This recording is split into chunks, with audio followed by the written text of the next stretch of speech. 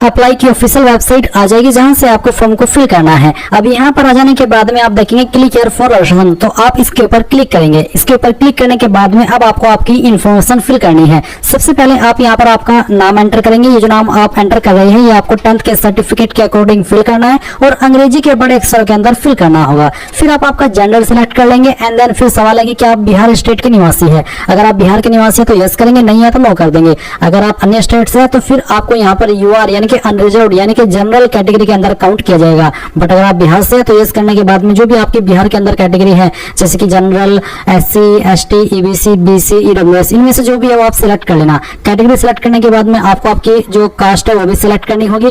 फिर सवाल आता है कि क्या आप दिव्यांग है, अगर है तो आपको यस करना है, नहीं तो आप नो कर देना। उसके बाद में बाकी के ऑप्शन डीएक्टिवेट हो जाएंगे क्योंकि ये उन्हीं के सामने एक्टिव रहेंगे जो कि विकलांग है। अगला सवाल है कि क्या भूतपूर्व सैनिक है, अगर है तो यस, नहीं तो आपको नो करना है। फिर सवाल आता है कि क्या आप 1 जनवरी 1963 के बाद एनसीसी से विमुक्त होने के बाद बिहार सरकार के अधीन कार्य किया है। अगर आपने किया है, आप ऐसे कैंडिडेट है तो यस कर देना, नहीं तो नो करेंगे। फिर सवाल आता है कि क्या आप बिहार सरकार के कर्मचारी हैं जिन्होंने कम से कम 3 साल की नियमित एवं रेगुलर सेवा की हो।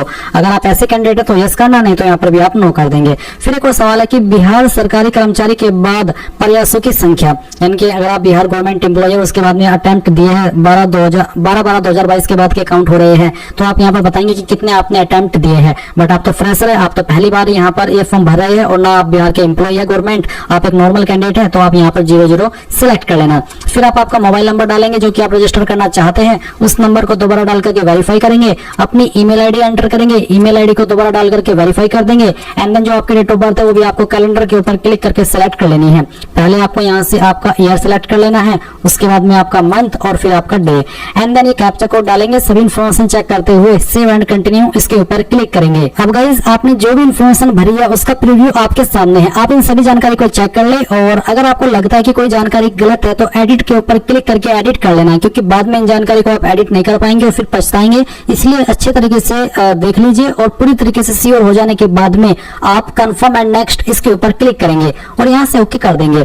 अब ओके करने के बाद में आपको आपके रजिस्टर्ड ईमेल आईडी और आपके नंबर के ऊपर आपके लॉगिन डिटेल सेंड कर दी है। साथ ही साथ रजिस्ट्रेशन नंबर तो आप यहाँ पर अभी भी देख सकते हैं। तो आपको आपकी लॉगिन इन्फॉर्मेशन मिल गई है, तो जैसे मिल जाए आप यहाँ पर क्लिक हियर फॉर लॉगिन इसके ऊपर क्लिक करेंगे। एंड देन आपको रजिस्ट्रेशन नंबर के अंदर जो रजिस्ट्रेशन नंबर अभी आपको मिला है वो यहाँ पर डालना है। जो पासवर्ड अभी आपको मिला है मैसेज के माध्यम से, ईमेल के माध्यम से, वो आप यहाँ पर फिल करेंगे। ये कैप्चा कोड फिल करेंगे और लॉगिन के ऊपर क्लिक करेंगे। अब गाइस आपके सामने यहाँ पर आपका डैशबोर्ड आ जाएगा और अभी आपको यहाँ पर आपकी बाकी की इन्फॉर्मेशन फिल करनी है। तो सबसे पहले यहाँ पर आपका जो फादर नेम है वो आप एंटर करेंगे। ये नाम भी आपको 10th के सर्टिफिकेट के अकॉर्डिंग भरना होगा। फिर आपको यहाँ पर आपकी माता जी का नाम एंटर करना है। एंड देन फिर आप यहाँ पर देखेंगे issue date of domicile certificate, क्योंकि आप बिहार के निवासी है तो आपको आपका निवास प्रमाण पत्र का इन्फॉर्मेशन यहाँ पर देना होगा। तो पहले तो बताइए कि किस डेट के अंदर इशू हुआ है और आपको एक सवाल आता है कि कितना पुराना होना चाहिए। तो आपका सर्टिफिकेट 1 साल से ज्यादा ओल्ड न हो, नहीं तो आपको प्रॉब्लम फेस करनी पड़ सकती है।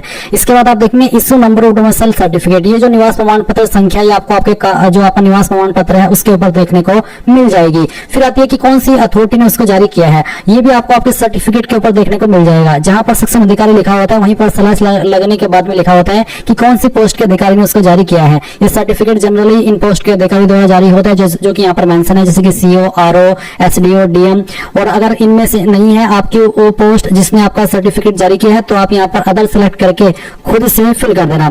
आपको आपका सर्टिफिकेट चेक करना है जैसे कि मैंने आपको बताया और उस पर देखना है। जहां पर मुहर लगी होती है वहीं पर आपको देखने को मिल जाता है कि कौन सी पोस्ट के अधिकारी ने उसको जारी किया है। वही पोस्ट आप यहाँ पर तो सिलेक्ट कर ले। अगर यहाँ पर ना हो तो अदर के ऊपर क्लिक करके खुद से नाम भर दे। अब अगर आप SC ST हैं या फिर ईबीसी है, बीसी, एनसीएलसी है तो फिर आपको कास्ट सर्टिफिकेट की जानकारी भी सेम वे में भरनी है। पहले आप यहाँ पर कास्ट सर्टिफिकेट नंबर देंगे, उसके बाद में किस डेट में आपका सर्टिफिकेट जारी हुआ है वो डेट सेलेक्ट कर लेंगे। किस पोस्ट के अधिकारी द्वारा जारी हुआ है वो आप यहाँ पर इस तरह से सिलेक्ट करेंगे। अगर आपका सर्टिफिकेट जिस अधिकारी के द्वारा जारी हुआ है वो यहाँ पर नहीं है वो पोस्ट, तो आप अदर के ऊपर क्लिक करके खुद से भर देना, जैसे कि अभी आपने आपके निवास प्रमाण पत्र की जानकारी भरी है। अब यहाँ पर गाइज आपको कुछ और सवालों के आंसर करने हैं। जैसे कि यहाँ पर एक सवाल है कि क्या आप स्वतंत्रता सेनानी के आश्रित है, अगर है तो यस, नहीं तो आप नो कर देंगे। फिर आप यहाँ पर नीचे देखेंगे नेशनलिटी का ऑप्शन, तो आप इसमें इंडियन सेलेक्ट कर लेना। फिर पूछेंगे कि आपके पास आधार कार्ड है, तो आप यहाँ पर अगर है तो यस कर देना और यस करने के बाद में आधार कार्ड का नंबर डाल देना।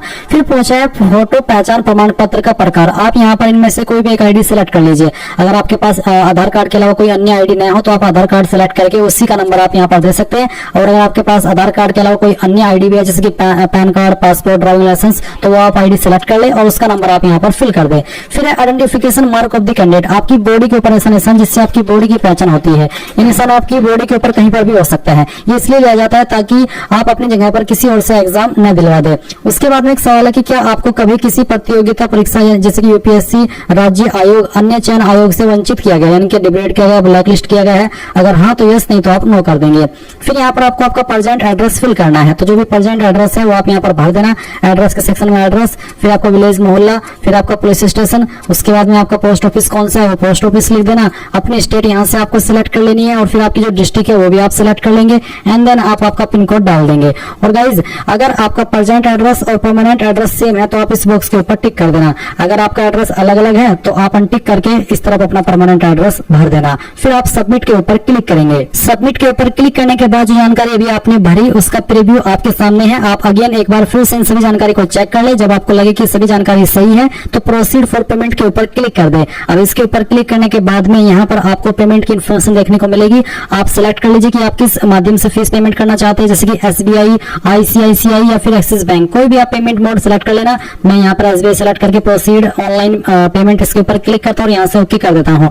अब आपको काफी सारे विकल्प मिल जाएंगे पेमेंट करने के, तो आप इनमें से जिस माध्यम का इस्तेमाल करके फीस जमा करना चाहे कर सकते हैं, जैसे कि debit card, internet banking, credit card या फिर यूपीआई। अगर मैं यूपीआई सिलेक्ट करता हूँ तो फिर यहाँ पर मैं यूपीआई QR कोड सिलेक्ट करता हूँ, पे नाउ के ऊपर क्लिक करता हूँ। अब चलिए मैं आपको फी पेमेंट करके दिखाता हूँ। और ये जो मैं फीस पेमेंट कर रहा हूँ ये मैं इसलिए कर रहा हूँ ताकि आप लोग बिना गलती के इस फॉर्म को फिल कर सके, नहीं तो मैं पर्सनली ये फॉर्म नहीं भर रहा हूँ, बस आपको दिखाने के लिए भर रहा हूँ। तो अगर आपको लगता है कोई स्पेशल एफर्ट कर रहा हूँ आप लोगों के लिए तो वीडियो को लाइक शेयर कर देना। अब चलिए मैं पेमेंट करके आपको आगे का प्रोसेस बताता हूँ। अब आप यहाँ पर देख सकते हैं कि आपका पेमेंट सक्सेसफुल हो चुका है और जैसे आपका पेमेंट सक्सेसफुल हो जाए तो आप प्रिंट पेमेंट स्लिप के ऊपर क्लिक करके इस डिटेल को प्रिंट कर लेना या फिर स्क्रीनशॉट ले लेना, क्योंकि बहुत ही महत्वपूर्ण जानकारी है। और उसके बाद सेव एंड नेक्स्ट के ऊपर क्लिक करना। अब आपके सामने क्वालिफिकेशन की जानकारी आएगी। अब क्योंकि ऑफिस अटेंडेंट की पोस्ट पर अप्लाई करने के लिए सिंपल 10वीं की क्वालिफिकेशन मांगी है तो आपको यहाँ पर 10वीं का ही ऑप्शन देखने को मिलेगा। अब आप यहाँ पर सबसे पहले जो भी आपके पास 10वीं के अंदर सब्जेक्ट थे उन सब्जेक्ट के नाम लिख देना। जो भी सब्जेक्ट थे, चाहे आपके पास 5 सब्जेक्ट थे चाहे फिर 6 सब्जेक्ट थे, आपको सभी के नाम यहाँ पर लिखने होंगे। मैं आपको सजेस्ट कर रहा हूँ कि आप इनको अंग्रेजी के बड़े अक्षरों के अंदर लिखिएगा, थोड़ा ज्यादा अच्छा रहेगा, क्योंकि यहाँ पर सभी इन्फॉर्मेशन अंग्रेजी के बड़े अक्षरों के अंदर आपसे मांगी है। तो आप यहाँ पर सभी सब्जेक्ट के नाम लिख देना और फिर आपको बताना कि किस बोर्ड के द्वारा आपने आपकी क्वालिफिकेशन की है, जैसे कि CBSE board, SSC board, UP board, Bihar board या फिर किसी अन्य स्टेट का बोर्ड। एंड देन फिर यहाँ पर जो टोटल मार्क्स है वो आप एंटर करेंगे और उसमें जो नंबर आपको आए थे वो आप यहाँ पर डाल देंगे।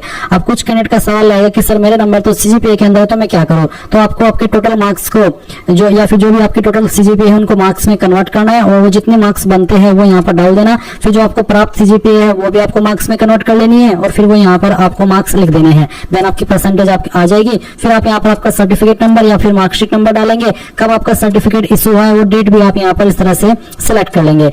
एंड देन गाइज यहाँ पर आपको क्या करना है, ये इन्फॉर्मेशन देने के बाद में सबमिट के ऊपर क्लिक करना है। सबमिट के ऊपर क्लिक करने के बाद आपके सामने इन्फॉर्मेशन आएगी। अगर आपको लगता है कि कोई जानकारी गलत है तो आप इसको सही कर ले, नहीं तो सेव एंड नेक्स्ट के ऊपर क्लिक कर देंगे। अब आपको यहाँ पर आपको फोटो सिग्नेचर अपलोड करना है, तो आपके फोटो का साइज JPG रहना चाहिए, फॉर्मेट JPG रहना चाहिए। साइज 20 से 50 KB के बीच में, फोटो 1 महीने से पुराना न हो और उसका जो वाइट है या फिर उसकी जो विड्थ है या फिर कह लीजिए कि जो चौड़ाई है वो 200 पिक्सल एंड हाइट 230 पिक्सल होनी चाहिए। इसी प्रकार से सिग्नेचर आप देखेंगे इंग्लिश का और फिर हिंदी का। इंग्लिश सिग्नेचर में आप जो चाहे अपलोड कर सकते हैं, जैसे भी आपका सिग्नेचर है, और हिंदी सिग्नेचर में आपका जो नाम है पूरा नाम वो लिख करके वो यहाँ पर आपको अपलोड कर देना है। साइज 10 से 20 KB के बीच में रखना है। तो जैसे आप सभी इमेज सेलेक्ट करके अपलोड करेंगे तो आपके फोटो यहाँ पर इस तरह से अपलोड हो जाएंगे। अब आप नीचे आइए, अगर आपको लग रहा है कि सही से अपलोड नहीं हुए है तो आप री अपलोड फोटो एंड सिग्नेचर के ऊपर क्लिक करके इसको री अपलोड कर लेना, नहीं तो सेव एंड नेक्स्ट के ऊपर क्लिक कर देना। अब आप यहाँ पर आपका लाइव फोटो अपलोड करेंगे,